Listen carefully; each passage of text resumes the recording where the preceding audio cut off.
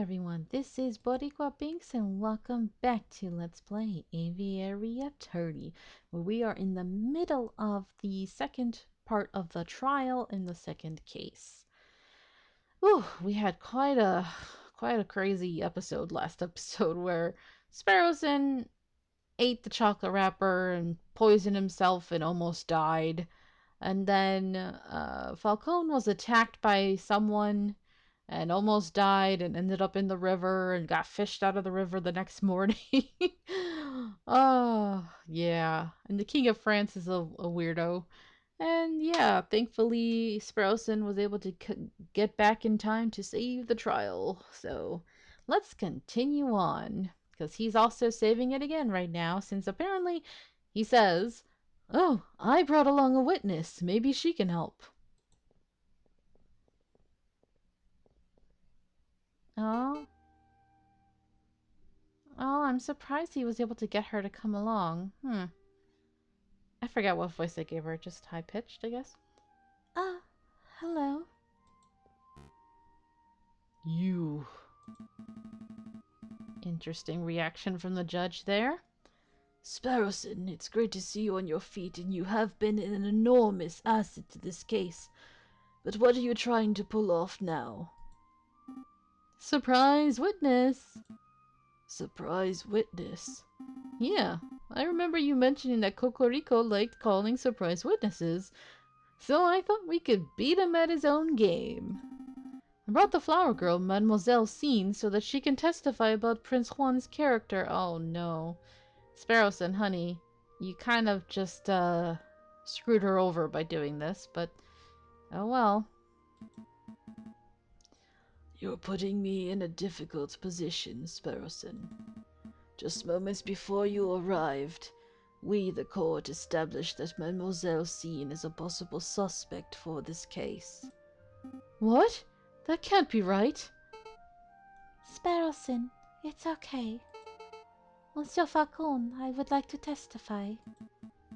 Do you want to testify? Do you understand what you are agreeing to? I do. I have accepted my fate. Prosecutor, do you have any objections to me calling upon Mademoiselle Scene as a witness? No, none. Bearing in mind, of course, that you are here to defend Prince Juan, not to convict Mademoiselle Scene. Prosecuting is my job. Of course. I have no objections either. Please proceed, witness. Speak the oath. The oath.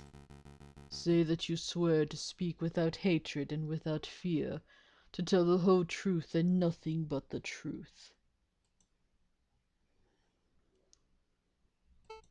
I swear, Your Honor. I swear to speak without hatred and without fear, to tell the whole truth and nothing but the truth. Good, very good. Please state your name and occupation for the court record. My name is Catherine Marie Scene. I don't know why I said sign. Sign! Sign, it's you! And I am a flower seller. Mademoiselle Scene, tell the courtroom of your activities on the morning of the 7th of January. Very well. I saw the king and his entourage enter the Louvre around 9 o'clock. I followed. When they came to a stop in the Salle du Tibre, I stepped forward and offered the king a chocolate. He refused, but a guard, a big dog by the name of Major Howell, was happy to oblige. The guard died because I, personally, had previously added poison to the chocolates. That's not true. We just found out that the judge bought the chocolate and added a custom filling himself. So it wasn't you, it was him. Dang it. No, that can't be right.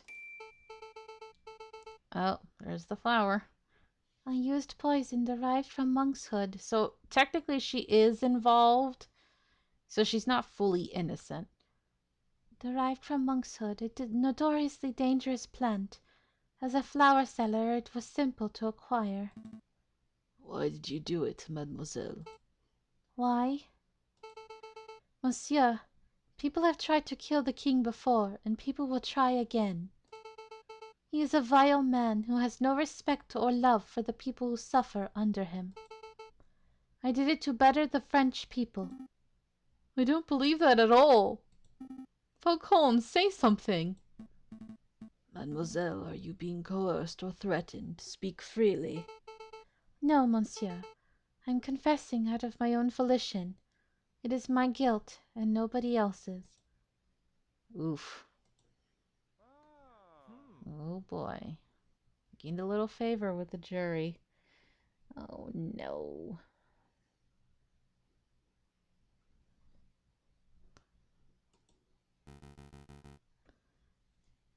Well, defense, it looks like you wormed a confession out of this murderous pute. I suppose that gets your client, Prince Juan, completely off the hook. Lucky you. So, shall we wrap this court session up? No.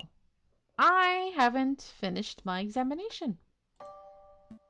No, not yet. I have further questions for the witness, Your Honor. Further questions? To what end? You've already proved your client's innocence. I wish to uncover the truth. You aren't here to uncover the truth. You're here to defend Prince Juan, and you've done that job with a disgusting level of diligence. Nonetheless, I believe that mademoiselle has admitted something of huge importance. I wish to question her further. Something of huge importance? I won't allow it. Fine. Can I at least show something to the witness? Oh, wrong voice. Sorry. You and the prosecutor are a right pair of moralizing blowhards, aren't you? You are doing my head in. Fine, if it will shut you up. I will let you show one magical mystery item to the witness. I can't imagine you'll have anything up your sleeve to change the flow of this trial, though. Monsieur Falcon, save it. I have nothing more to say. You sure about that? Because we know you were probably worried about your family, and here's the proof that they are safe. Please take a look at these, mademoiselle. Train ticket stubs. Look at the names. Papa and Maman. In Vienna, really? Are they really safe?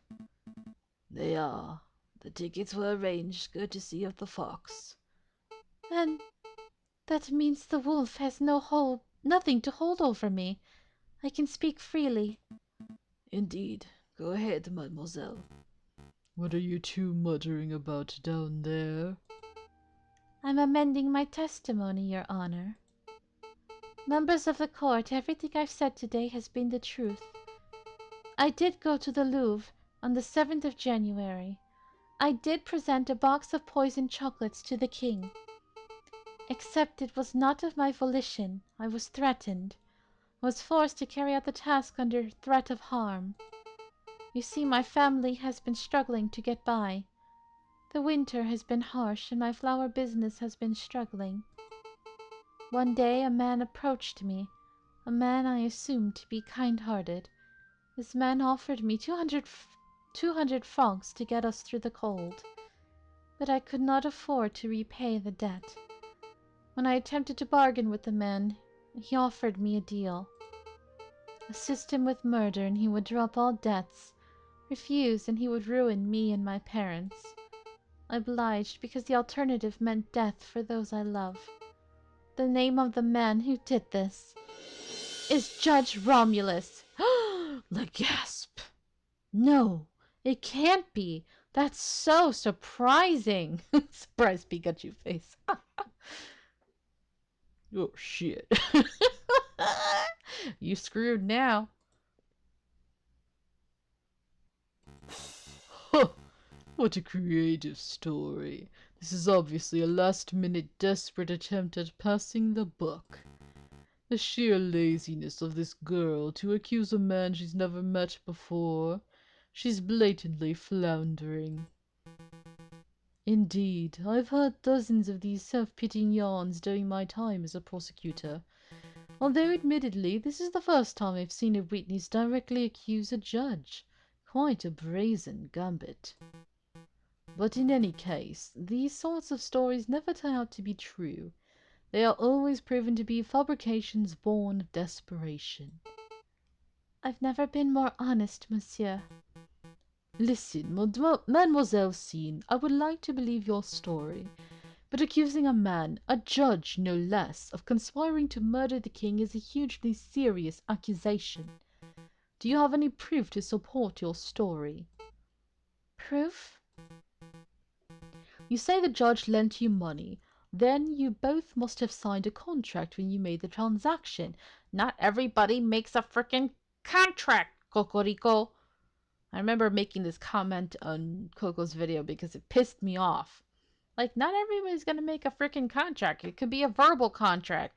And the person doesn't know better to ask for a signed one, so. That contract would suffice as proof. The contracts were all verbal. He said the money was a gift, at first, and only later said that I had to repay him. Huh. How convenient. Of course, the supposed contract doesn't exist. The mademoiselle has no proof because her story is a blatant lie. Falcone, you have to do something. Do we have anything to link Judge Romulus to Mademoiselle Scene? A link, of course. Members of the court, I know for certain that the mademoiselle's story is true. I can say with certainty that Judge Romulus has made contact with Mademoiselle Scene in the past. I know this because at this very moment I am holding a key piece of evidence that links Judge Romulus directly to the crime scene. Are we going with the receipt or the pen? Because both of them are connected to him. It must be the receipt. And then we showed that it was Judge Romulus who signed it because of the green pen. Okay, let's go for it. I think you should take a look at this, Severine. Me? You don't trust it in the judge's hands? What? What is that? What does that piece of paper say? This is a receipt for a box of chocolates from Landa Hagoslak's Chocolate Emporium on the 6th of January, made out to a man named Romulus. Uh-huh. The writing upon the receipt is clear. A man named Romulus bought chocolates on the day before the murder. These chocolates happen to have been of the same brand and flavor as the ones that were used in the royal assassination attempt. By itself, this evidence would not be definitive. It would only suggest that the judge has something of a sweet tooth. But taken in conjunction with the mademoiselle's updated testimony, That would imply that the judge was directly involved in the assassination attempt. Judge Romulus, do you have anything to say about this? Yep. That receipt's not mine. I haven't stepped foot in a chocolate shop in years. You cannot be serious. The receipt is indisputable proof of your purchase. Indisputable? Watch me dispute it. What you have there is a scrap of paper with the word Romulus scrawled on it. Is it a forgery? Are there simply two men named Romulus living in Paris? I don't have a clue. What I do know is that you have nothing to prove that I was the one who signed that receipt. This is absurd. Do you want me to dig up court documents with your signature so we can undertake a handwriting analysis? That wouldn't be possible. I believe His Honor uses a rubber stamp for signing off on official court documents. Ouch. That would be correct.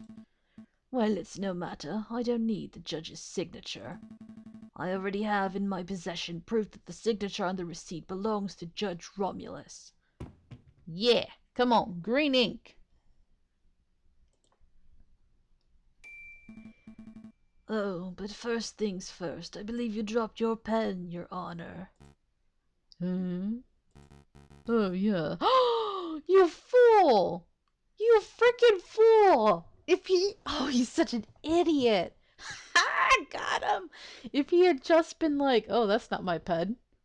You idiot, you moron. He just signed his death warrant right now. Oh, yeah, that's mine. Thanks, I've been looking for that everywhere. I thought as much.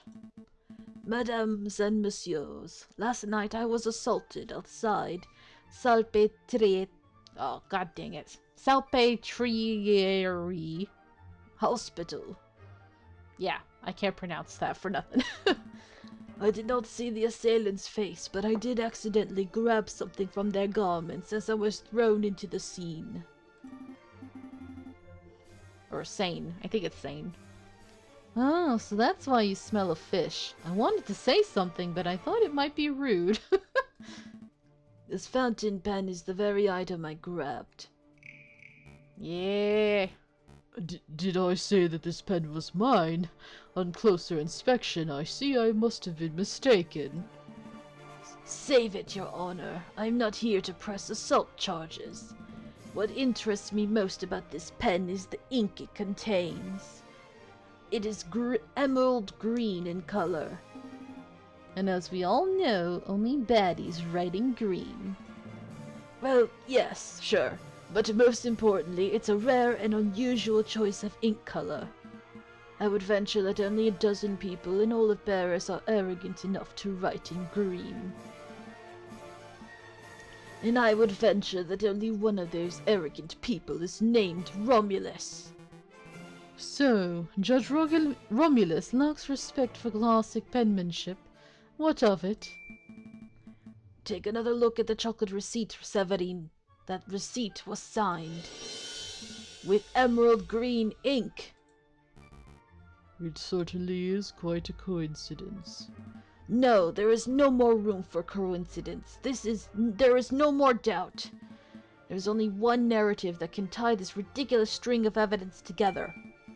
On the 6th of January, you, Judge Romulus, bought a box of chocolates with a custom filling. That custom filling contained poison originating from the flowers of Mademoiselle Cine, a street seller who owed you a debt. On the 7th of January, you, Judge Romulus, leveraged that debt to force the girl to present the poisoned chocolates to the king.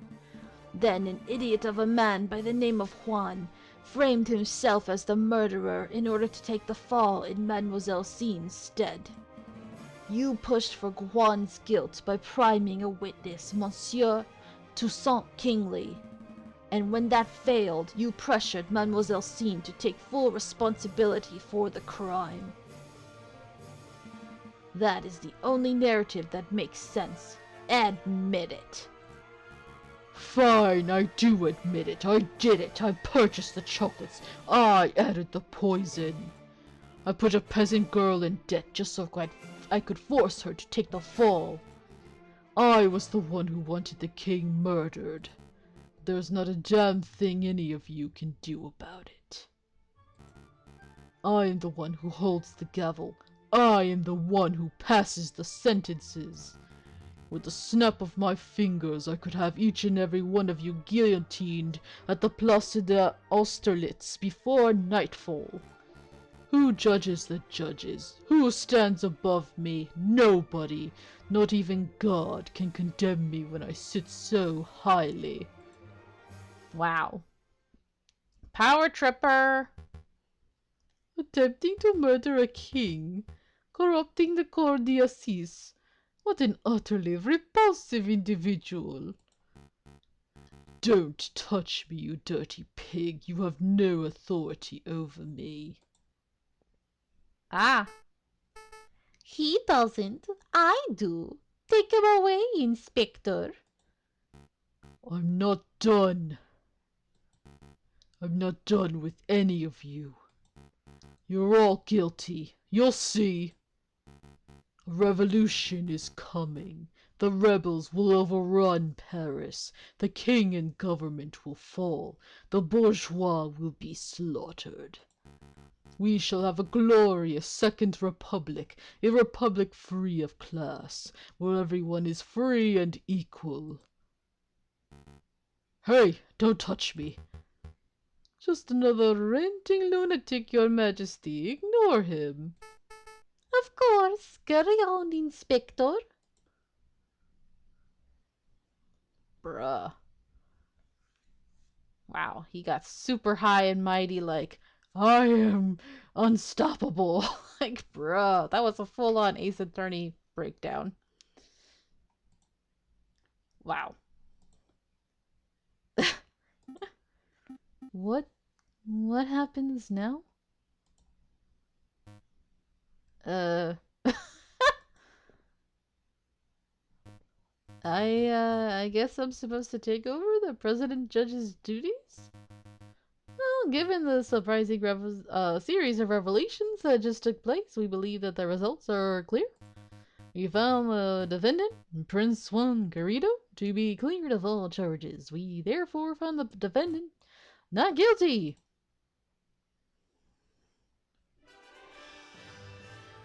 Weird, because they're showing her. Yay, not guilty! Yay. What happens to me now? Mademoiselle, it is clear that you were coerced. However, you still played a significant role in the king's assassination attempt. By all rights, you must be tried for your crimes. I see. I cannot argue. But as it happens, due process was not followed during this trial session. Judge Romulus thoroughly disrupted the proceedings. Consequently, I believe that most of the testimonies given during this trial session would not be seen as valid in a court of law. Aw, Cocorico, you softy. What does that mean? He's saying you're free to go. Correct. As a prosecutor, I see no crime to prosecute. Really? Thank you so much, monsieur. And thank you, messieurs. Without your help and assurances, I don't know where I would be right now. So, are my parents really in Vienna? I think so, but you would have to ask the fox for details. I don't know exactly what he arranged. Although now that Judge Romulus poses no threat, I suppose your parents would be free to move back to Paris. Actually, I may follow them to Vienna. You need a holiday after all this drama? Well, yes, but also I want to get away from here before the fighting starts. You mean the revolution Judge Romulus mentioned? He doesn't seem mentally stable. Pay him no mind. It's not just him, monsieur. In the streets, everyone talks of an uprising. If you were smart, you would clear out of here too. Thanks for the concern, mademoiselle. But we're far from smart, so we're staying put. I see. Then good luck, messieurs, and farewell. Maybe we can meet again when this is all blown over. Aw. Wait, mademoiselle, don't you want to have a quick celebratory drink? Maybe spend some quality time with the fox who put his life on the line for you, huh? Oh, she's gone. So I guess it's just you, me, and the fox, right, Falcon? That sounds good, Sparrowson. Take Prince Juan back to the Aviary office. Why do we still call him Prince Juan? It's so weird. I need to sort out some paperwork with Severin. Okie dokie. I suppose the congratulations are in order. Uncovering the truth in the way that you did. It was quite a feat. Everything went far better than I could have hoped. But you surprised me at the end with that little lie of yours. Lie? This trial's testimonies are completely invalid. Bullcock. You and I both know that this trial has produced ample valid evidence for Mademoiselle Sean to be detained and tried. Even with the coercion accounted for, I bet she would still be found guilty of conspiracy or accessory to murder. So, why are you holding back?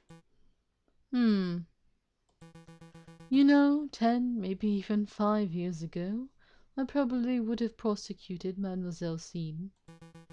When I was fresh out of law school, I thought my role as a prosecutor was to condemn every potential criminal that came my way.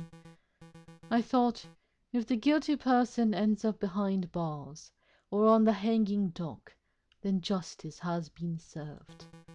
But as I gained experience, I started noticing the details. The details? The extenuating circumstances, the personal considerations, the gaps in the law where, even when due process is followed to the letter, good people are punished and wrongdoers walk free. I hated it, so I changed my role. I decided that I should not strive to secure a guilty verdict, but to ensure that justice is served. What I like about this, it shows that he had this personal growth without Falcone being the driving force behind it, compared, unfortunately, to Ace Attorney, where Miles Edgeworth's changing really was because of Phoenix, right? Phoenix, right? That Phoenix came in and changed his views and helped knock some sense into him and saved him when he was at the lowest of the low. But I like that Cocorico is similar to Edgeworth but different. Like he's his own man. He can stand tall and proud on his own. So I do definitely give them kudos for that. That's cool. I could prosecute Mademoiselle Sean and she would definitely be convicted. But that would not serve justice. You're going soft. You're a good lawyer. You're a good lawyer, Cocorico. Well, you're not terrible, Falcone. Oh, you too blushing. Oh, just go kiss or something. Go make out. Get a room. Sparrowson over in the corner like, woo! I ship it. Even though we're married, I still ship it. That was really good. I love that. That was a really good ending. I must congratulate you, Senor Falcone and Senor Sparrowson. You can drop the fake Spaniard. What am I doing? Still using that old accent.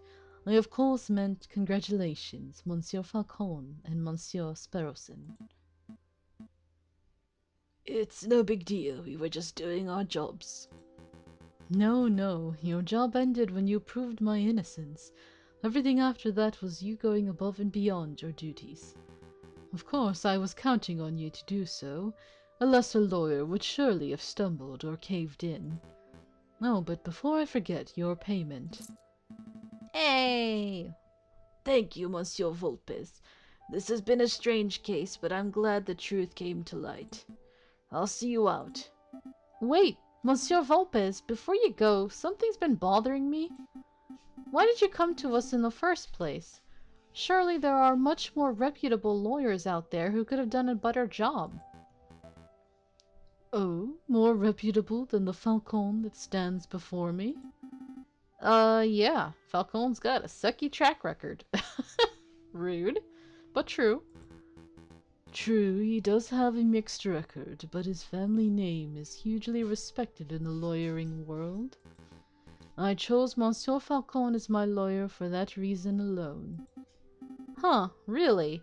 I've never heard of another lawyer named Falcone. Let's not go down this road, Monsieur Volpes. I don't go by my old name for a reason. That is fair. We shouldn't be fixated on the past, should we? After all, it's already been and gone. The future is where our potential lies. That's what we should be paying attention to. A storm is approaching fast. You mean the revolution that the crooked judge mentioned? Indeed, I dare say that the wolf is right. The rebellion is coming, one way or the other. Listen, Monsieur Falcon, you'll probably have a surge of work over the coming days. If you want me to dig up the dirt on anyone, please feel free to drop by my office at any time. Dig up the dirt. I am a private investigator. It's what I do. We'll bear it in mind. Thank you, Monsieur Valpes. Good day, messieurs.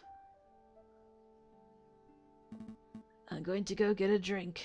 I definitely feel like I earned one. Almost getting murdered? Yeah. Seriously, Falcon? What? I was just going to ask if you wanted tea or coffee. Oh, that was good. All right. End of Act 2. All right, so that is it, you guys. Thank you so much for watching. I hope you enjoyed this. Wait, if I say that, I think they're going to show the next thing. Might as well just let this finish this part. Do I remember the July Revolution? Of course, how could I ever forget? The chanting, the violence, the smell of gunpowder. The 3 glorious days.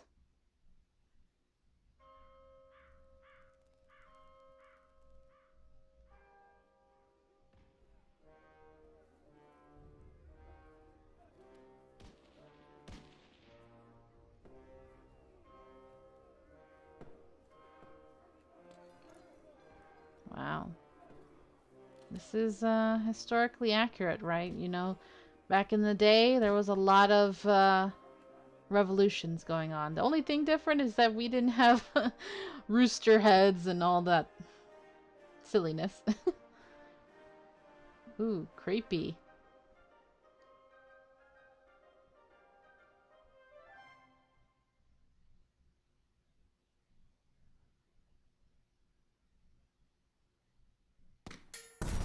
Oh. Oh, snap.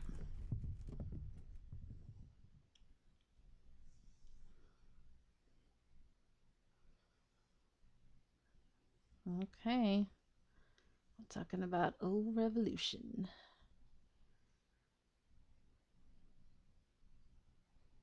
Act 3, The Sleeping City.